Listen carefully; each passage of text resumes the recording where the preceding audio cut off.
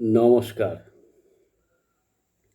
শিবলিঙ্গ পর্যায়ের আজকের আলোচনা জ্যোতির্লিঙ্গ, অর্থাৎ দ্বাদশ জ্যোতির্লিঙ্গ। এর আগেই বলা হয়েছে এই শিবলিঙ্গকে বিভিন্ন নামে উপহিত করা হয়েছে। শৈববাদীগণ বলেন শিবলিঙ্গ, এর বিজ্ঞানসম্মত নাম হল স্বয়ম্ভুলিঙ্গ, এবং কোথাও কোথাও বলা হয় জ্যোতির্লিঙ্গ। এবং আজকের আলোচনার বিষয় হলো এই জ্যোতির্লিঙ্গ শব্দটি কেন ব্যবহৃত হলো এবং সারা ভারতবর্ষে 12টি জ্যোতির্লিঙ্গের কথা বলা হয়েছে। আবার দক্ষিণেশ্বর শ্রী শ্রী ঠাকুর রামকৃষ্ণের লীলাক্ষেত্র, সেখানেও দ্বাদশ শিবলিঙ্গের প্রতিষ্ঠা রয়েছে বা প্রতিষ্ঠিত রয়েছে। এখন প্রশ্ন হলো এই দ্বাদশ অর্থাৎ 12টি জ্যোতির্লিঙ্গের কথা কেন বলা হলো, এই 12 শব্দটা কেন এলো?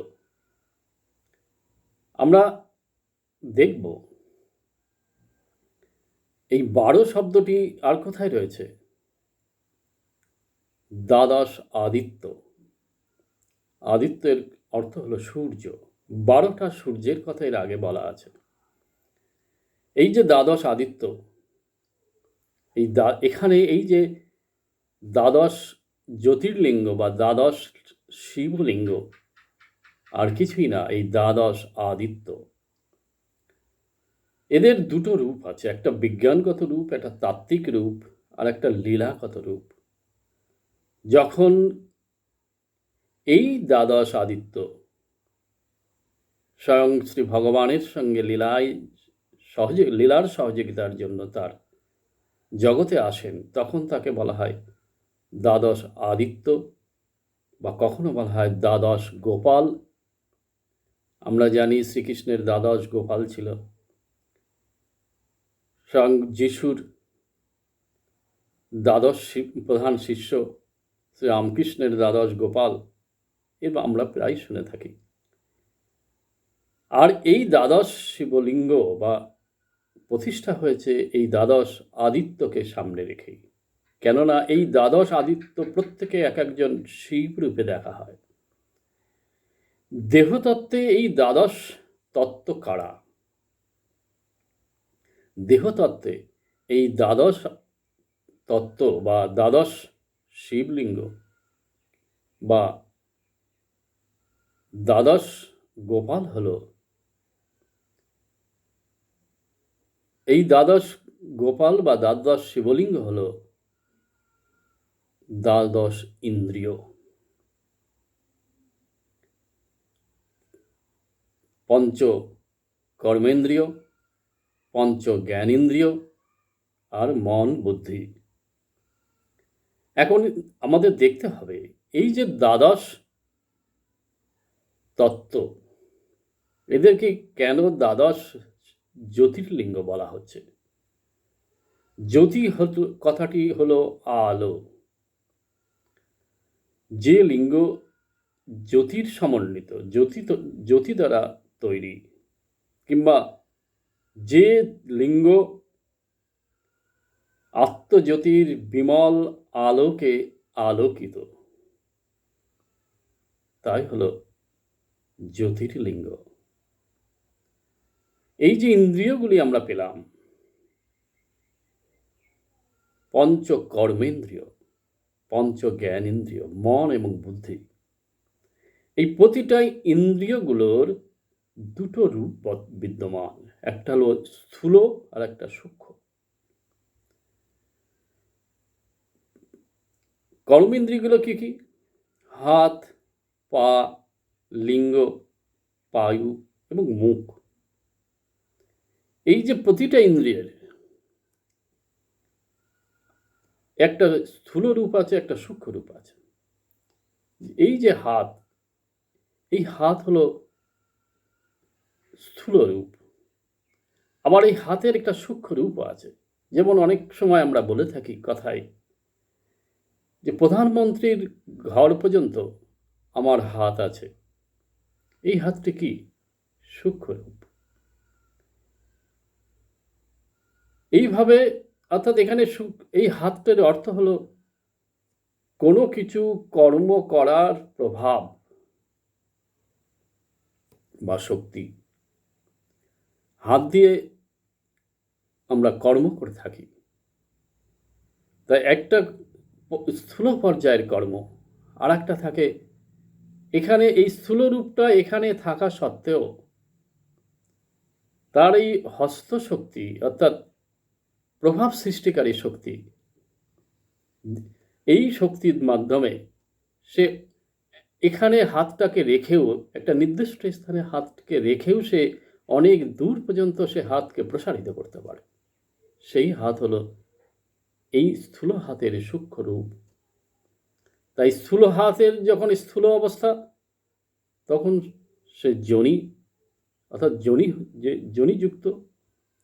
আজ যখন এই সূক্ষ্ম রূপ নিয়ে সে বিস্তীর্ণ এলাকায় বা অনেক দূরে গিয়ে তার প্রভাব সৃষ্টি করতে পারছে, সেটা তার সূক্ষ্ম রূপ। এইভাবে যোনি উপহিত লিঙ্গও এখানে দেখা যাচ্ছে। তারপরে যদি আসি পা বা চরণ। পা কি? অর্থাৎ গমনাগমনের ইন্দ্রিয়। এই গমনাগমনের যে ইন্দ্রিয়, এই ইন্দ্রিয় যখন স্থূল রূপে আছে তখন সে দেহের সঙ্গে যুক্ত এবং সে দেহের বাইরে সামান্য কিছুটা যেতে পারে, সামনে এগোতে পারে কিংবা পিছোতে পারে। কিন্তু এই পায়ের একটি বিশেষ রূপ রয়েছে, অর্থাৎ সূক্ষ্ম রূপ রয়েছে। যখন সে দেহের সঙ্গে যুক্ত, রক্তমাংসের তৈরি, তখন সেই স্থূল রূপ। এই স্থূল রূপই হলো সে যোনিগত রূপ। আর এই চরণ, বা আগেই বলা হয়েছে চরণের আলোচনায়, চর ধাতুর প্রত্যয় করে চরণ শব্দটি উত্থিত হয়। চর হলো চলাচল, অর্থাৎ পথ। এই পথ কি না? আদেশ, নির্দেশ, বাণী এবং উপদেশের সমষ্টি।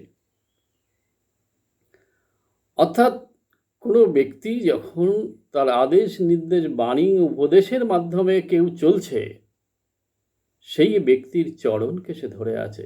অর্থাৎ এইভাবে লক্ষ লক্ষ ব্যক্তি, কোটি কোটি ব্যক্তি একজনের চরণাশ্রিত হয়ে তার মতো তার জীবন, তার আদেশ, নির্দেশ, বাণী, উপদেশ মতো জীবনযাপন করছে। অর্থাৎ এখানে তার চরণ কত দূর প্রসারিত, এটা হলো চরণের সূক্ষ্ম রূপ। ঠিক এইভাবে সমস্ত ইন্দ্রিয়গুলোর, নাক যখন মুখ একটা দেহে যুক্ত, তখন সে স্থূল পর্যায়ের।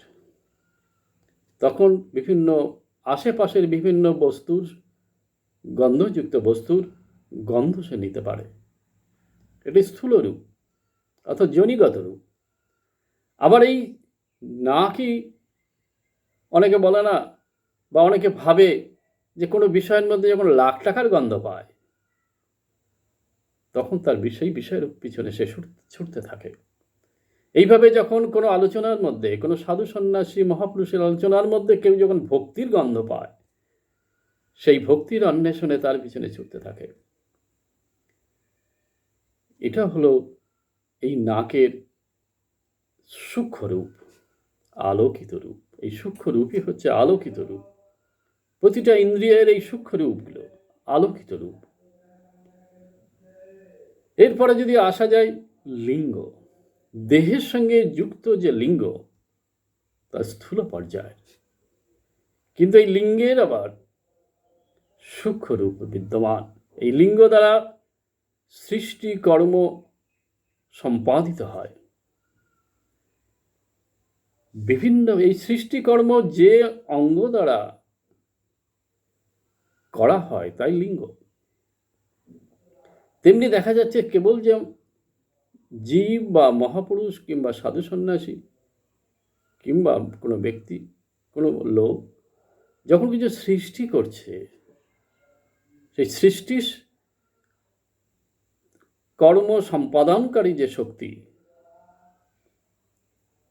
সে নানাভাবে ক্রিয়া করে, তাই হলো লিঙ্গের সূক্ষ্ম রূপ।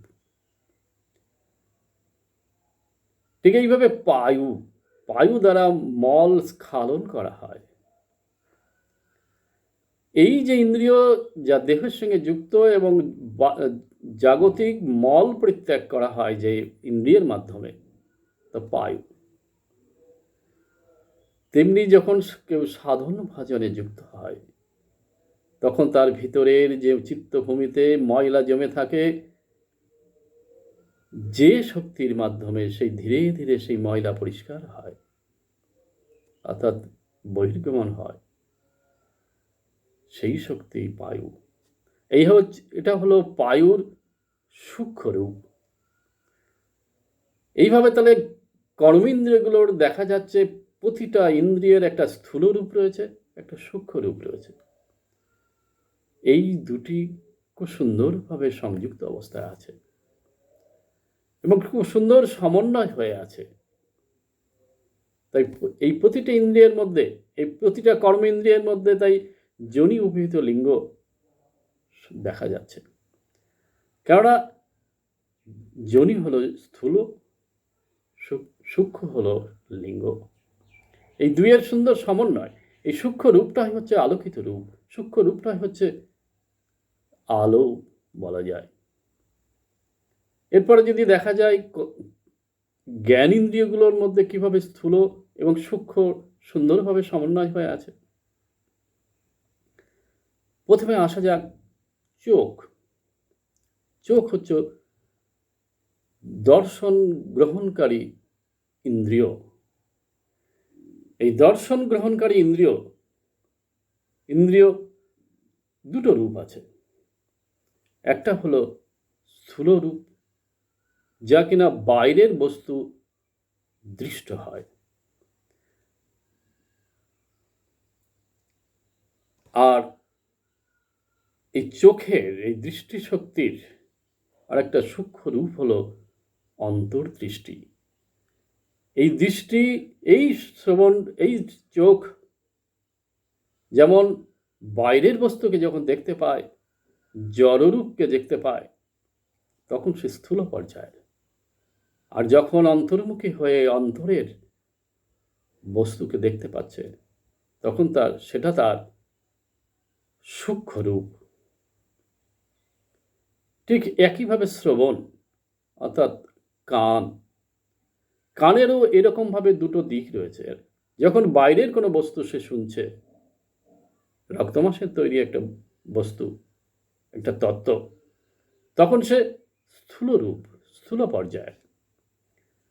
আবার এই কানেরও অন্তর্মুখী রূপ রয়েছে। এই কানেরও, এই শ্রবণের শক্তিরও অন্তর্মুখী ক্রিয়া রয়েছে, সত্ত্বগুণ প্রভাবিত হয়ে তার মধ্যে এই অন্তর্শ্রবণ শক্তি ক্রিয়মান হয়। সেই অন্তরের অনেক শব্দ সে শুনতে পায়, এটা তার সূক্ষ্ম রূপ। তারপরে জিহ্বার মাধ্যমে খাদ্যবস্তুর আস্বাদন গ্রহণ করা হয়। এই যে জিহ্বা দৃষ্ট হয়, সেই জিহ্বা হলো স্থূল রূপ।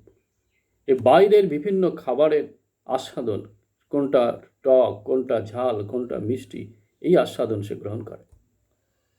কিন্তু এই জিহ্বারও অন্তর্মুখী ক্রিয়া রয়েছে, সূক্ষ্ম ক্রিয়া রয়েছে। সেই সূক্ষ্ম ক্রিয়ার মাধ্যমে এই যে জীবনের বিভিন্ন ক্ষেত্রে যা যা অনুভূত হয়,